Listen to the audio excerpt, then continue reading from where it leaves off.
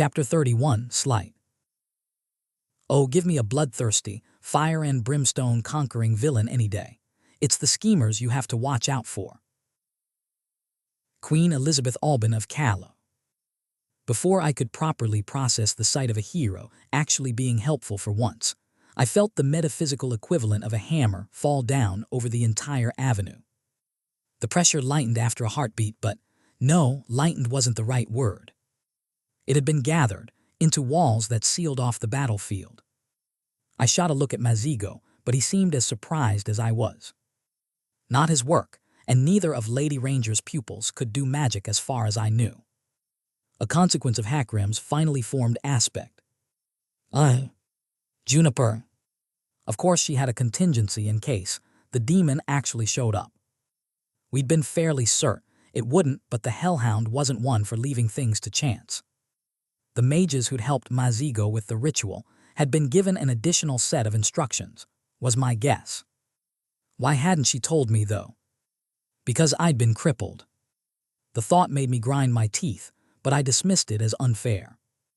Juniper had not treated me any differently after my failed foray into dream visions. So what was it about the nature of our opponent now that would make her willfully keep me in the dark? It was a demon, and very dangerous. Not much of a justification there, even if it was a demon of corruption. Oh, it was a given I'd be in the thick of any fight with the abomination, and the longer I stayed there the higher the chances I got corrupted.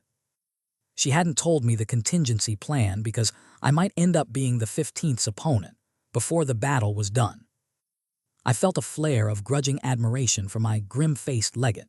She didn't balk in the face of bad scenarios. She prepared for them however she needed to, and if someone's feelings got hurt, then so much for that. Still, the ward, for I was pretty sure that was what it was, that had sealed off the avenue wouldn't be enough on its own. Given enough time, I might be able to break through it, and Mazigo definitely could, which likely meant the demon could as well. So it was meant as a containment measure until the actual killing stroke could be readied. That might very well explain why I hadn't seen trace of robbers' sappers since their scrap with the devils, and I doubted this was the last contingency she'd had the Legion mages lay. Had Killian been privy to all of this, I wondered. She must have been, as senior mage. I wasn't quite sure how I felt about that, but now was not the time to linger on the subject of my lover. Hunter had been, well, doing pretty good against the demon actually. Feel the might of my wrath, Hellspawn. Could have done without the heroic declarations, but I wasn't about to look this useful of a gift horse in the mouth. The haft of Hunter's spear spun and caught the bloody form of the demon in the mouth, scattering the guts that made it up. Lack of head did not seem to hinder it. It grasped for the hero with misshapen hands, only for a violent explosion of blinding light to knock it back. I had to close my eyes, and even after that my vision swam. Of the demon, there was only a smoking smear on the ground left, but I knew better than to get my hopes up. Screams came from the few remaining silver spears as flesh and corruption began to flake away from them, sliding to the ground in trickles. From some of my legionaries, too, I saw, and I found Nock's eyes across the battlefield. Feeling sick in the stomach, I inclined my head in their direction and slid a finger across my throat. He grimaced but nodded. Crossbow quarrels took the afflicted men in the back moments later. It didn't stop the demon. The flecks of flesh slithered across the ground until they formed some sort of foul pile, then began coalescing into a larger form. "Apprentice," I called out, "we need options. Can you banish it?" The dark-skinned mage shook his head. "Not from inside the threshold," he said. Bloody burning hells. Had it planned that. Known that as long as we covered the city in a ritual, we couldn't trap it in a ward and force it back to the hell it had escaped. Demons weren't supposed to be sentient, but this one had proved capable of deception. Then again, so are animals. Anyhow, who knew what being bound to an imperial standard for a few hundred years could do to a creature like that? "What can you do?" I asked. Apprentice let out a long breath. "I can go all out," he said, "but you'll need to buy me time." Well, Black had never promised this would be an easy job. I glanced at Archer, who'd allowed the string of her bow to slacken as she eyed the forming body of the demon. No immediate solution from there. I found Hakram already looking at me when I turned towards him and sighed. "Fuck it," I said. "Not like running's going to help." He snorted, and we moved towards the enemy as one. Getting the child form brutalized by a hero had apparently prompted the abomination to trade up for a larger model. The coalescing shape was easily the size of a 2-story house. Not as thick, though. 2 clawed legs with half a dozen articulations had already formed to support its spindly torso, but offhand, I counted at least 5 arms aggregating flesh into long limbs touching the ground. That the fingers at the end of those limbs looked suspiciously human-like wasn't something I wanted to think about too much. At first, I thought it wouldn't bother to make a head, but when a long, thick strand of skin formed and started dangling from the torso, I realized with disgust I'd been wrong. At the end of the strand, a bubble of flesh expanded, sprouting eyes by the dozens that were set in dark purpled flesh. Muscles popped from underneath the bubble and grew large horse-like teeth, because apparently it hadn't been looking nightmarish enough. While Hakram and I moved, Hunter hadn't been wasting his time. The tip of his spear wreathed in light. He charged forward with a wince-inducing war cry. The hero scythed through one of the arm limbs effortlessly, only to back away with haste when it started crawling close to his legs. While he put some distance between them, the demon picked up the limb with another arm and casually shoved it into what was likely supposed to be its spine. With a wet squelch, the severed limb rejoined the hole. Well, that's going to be problematic. We arrived at Hunter's side, just as the abomination put on the finishing touches on its form. "If we can hold it back for a while, Apprentice has something that will harm it enough for you to finish it off," I said. "Squire," he greeted me with disdain, "you are only slightly less of a blight upon creation than this thing." "If I could cut off your hand twice, I would," I replied cheerfully. "There, we're friends now. Maybe we could attend the thing that wants to swallow all of the city." He sneered but did not disagree. "I'll take the lead, minion of dark," he decided, and before I could argue he was charging again. "You know he has another hand, right?" Adjutant said. "So technically." I didn't have time to reply, because the fight had finally started again. Hunter, either entirely fearless or magnificently stupid, had slipped under the demon's jaw and was evading its limbs with impossible swiftness while scoring wounds on its abdomen. The light on his spear had dimmed, but heroic names must have been painful to the monster. It was ignoring us and focusing on him. Even limping close to the demon was enough for me to feel the corruption wafting from it, creeping at the edge of my mind. I gritted my teeth and pushed back against the feeling, ducking under a flailing limb and hacking through the tip with my sword. The dark ichor that spilled from the wound blackened the steel, but I'd have to worry about that later. As long as it didn't touch my skin, I should be fine. I could have used a helmet right about now, though. From the corner of my eye, I saw movement headed for Hakram's back, but there was a sharp whistle and an arrow took the corrupted man-at-arms in the throat. The mercenary collapsed to the ground twitching, then suddenly burst on fire. Archer has a few tricks up her sleeves, apparently, and we could stop worrying about the last of the enemy host getting to us. Arrows kept singing as Hakram, and I started methodically going for one limb after the other, one of us getting close enough to bait a strike, and the other hacking through while it was overextended. Eventually it realized that while Hunter's spear was more painful, the villains were doing more actual damage. It flexed its legs, and with a push forced itself upright on 2 hands, spinning in a whirl of limbs that forced all of us back. Hunter got slapped away by a hand, and the part of his bare chest it touched started warping, but he screamed, and another burst of violent light burned away the corruption, leaving only singed flesh. The legs wriggled back into the demon's torso with a squelch and spray of ichor, bursting back out in front as it steadied its footing. I frowned. Staying too close wasn't an option for Hakram or me, given how much more vulnerable to corruption we were. Hunter would have to handle that part. What could we do that would actually hurt it, though? 3 times we'd cut away an arm, only for it to shove it back somewhere more convenient to attack us with. I glanced at Apprentice, who 15 feet away from all this was kneeling on the ground with his eyes closed and his palms held upright. Gods below, Mazigo, you could have at least gone further away. Sweat was dripping from the bespectacled mage's forehead, and even from where I stood I could feel the weight of the power he was gathering.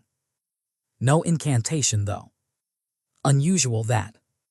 How much longer would he need? There was no way to know for sure.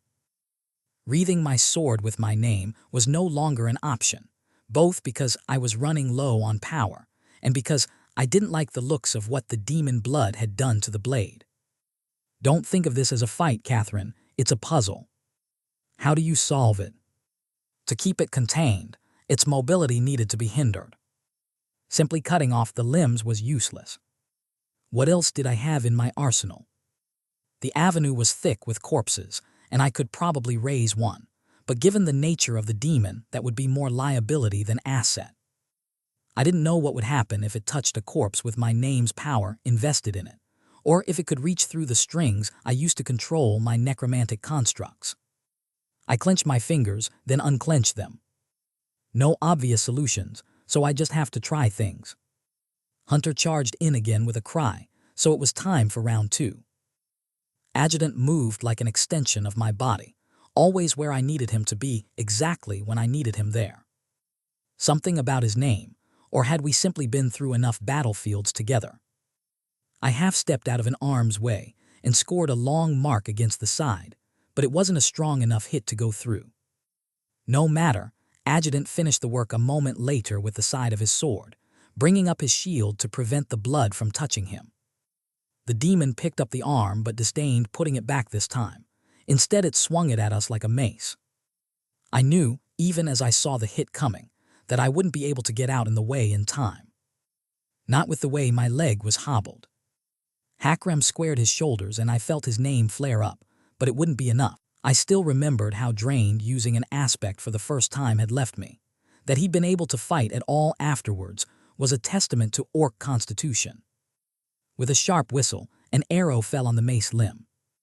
Larger than the previous ones and spinning wildly on itself, it tore through the flesh and dispersed it like smoke before clattering uselessly against the ground. Saved for now. I glanced to where the silver spears had been, and now stood only a field of corpses. Weeping heavens, she'd killed at least 40 corrupted men in less time than it took to say morning prayers. A good person to have on your side, Archer. Oversized fingers spread against the ground and pushed the demon up as it tried to swing its legs at Hunter, but the man deftly dropped to the ground and let the limbs pass above him. That was as much attention as I could grant the hero, because some of the other fingers weren't merely holding up our opponent. They were scrabbling around the broken pavestones and took a handful, carelessly tossing them in Mazigo's direction. I cursed. It had been too much to hope for that it wouldn't notice what was going on there.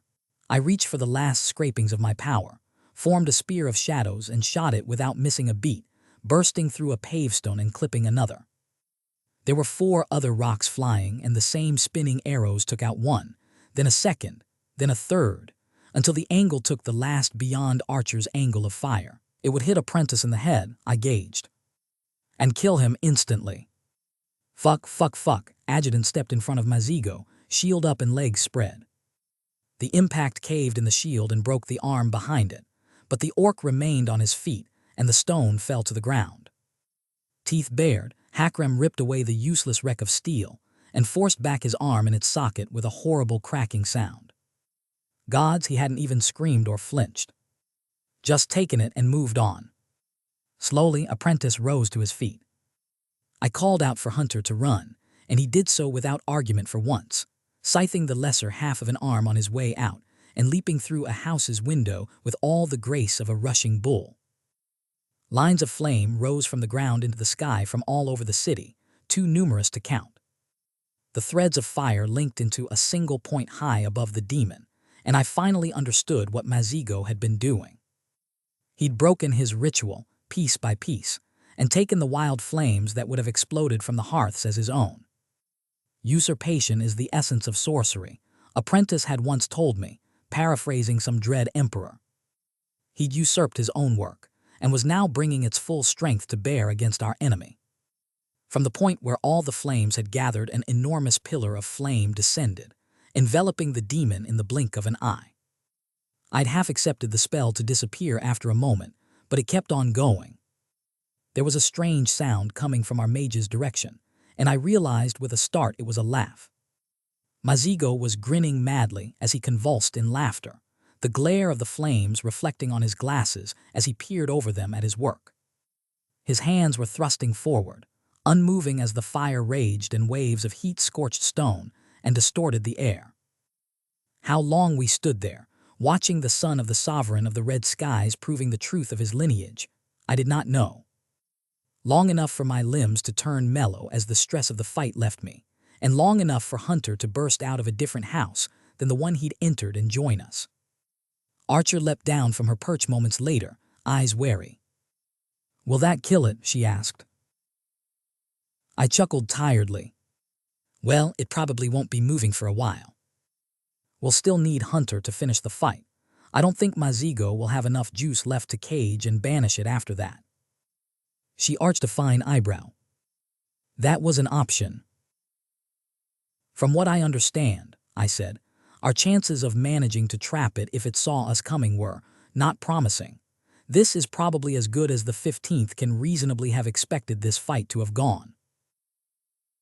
Hunter himself was studiously ignoring us, and I returned him the courtesy.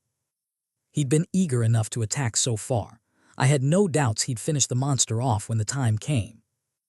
Hakram was more important to me, and I had to limp as quick as I physically could to catch the orc when he began to collapse. "I think I'm done for the night, Cat," he rasped. "You did good, Hakram," I murmured, gently setting him down against a wall. "Better than anyone had a right to expect." He started, but exhaustion caught up with him. His mouth closed, and unconsciousness finally took hold of his body. "Steady fighter, this one," Archer commented. "The steadiest," I agreed softly. Mazigo's spell showed no sign of thinning.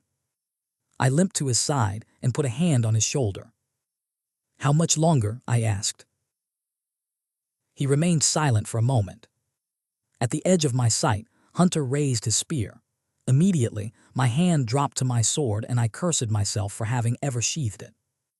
I'd thought the hero too straightforward to turn on us, but now that the battle was done, he must have thought he could take us out when weakened, and then take care of the demon on his own. Shit, what side was Archer going to take? She was the least tired among us. Hunter spat blood, and the demon's hand finished ripping its way through his chest. It looked almost human now, though naked and with unsettlingly large eyes. Archer's retort hit him in the throat, but it didn't even seem to notice. It withdrew its hand from the dead hero and tossed him at Mazigo, breaking the mage's concentration. The column of flame immediately rippled, then went up in an explosion that flattened all of us to the ground. I forced down a scream of pain as my bad leg snapped at an angle but desperately scrabbled back to my feet, just in time to see the demon go for apprentice. The same blue panes of light that had stopped the corrupted monster earlier materialized in front of the mage when the abomination leapt at him, holding it at arm's length as it caressed the magical shield. Mazigo grunted as I moved to flank the demon, the shield light bursting and throwing it back. The impact had wiggled the arrow in its throat, spraying blood in an arc as it landed fluidly on its feet. A single drop landed on Apprentice's left wrist. Immediately he brought up the other hand, the tip of a finger glowing red-orange, and with a hoarse scream he cauterized the skin. Would that be enough? Shit. It had to be. I heard Archer unsheath her blades, and the demon lazily turned to look at me. It took a step and then stilled. The sound of hooves against stone was heard in the distance, coming towards us from where the silver spears had once stood. The pace was unhurried, like the rider had all the time in the world. I let out a breath of relief. Black. My teacher had come for us. Through the smoke and dust kicked up by the breaking of Mazigo's spell, a single silhouette rode. A cage of bright red and green flames formed around the demon, spinning slowly at first and then quickening until it took the shape of a whirling cone and then burst, tearing into the sky so high the whole city must have been able to see it. Behind it, no trace of the demon remained. The horse was reined in 20 feet away from us, and finally I was able to make out the rider. "Well," Eris spoke with a pleasant smile, "quite a mess you've made here, Squire.